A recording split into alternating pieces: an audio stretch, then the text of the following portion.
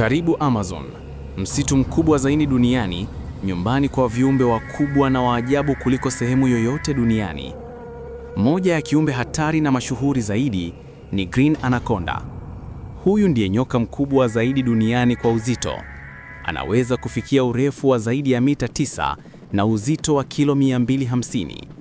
Hupendelea kuishi kwenye mito, mabwawa na maeneo yenye maji yaliyotuama. Nyoka hawa hawana sumu, bali wanauawa kwa kukandamiza mawindo yao hadi yakose hewa. Wanaweza kushambulia wanyama kama kapibara, nguruwe pori, ndege, hata mamba wadogo. Ingawa simulizi na video za nyoka wa ajabu zenye ukubwa usiowezekana hupendwa sana mtandaoni, ukweli ni kwamba wanyama hawa tayari ni wakubwa wa kutisha hata bila kuzidishwa kwa AI.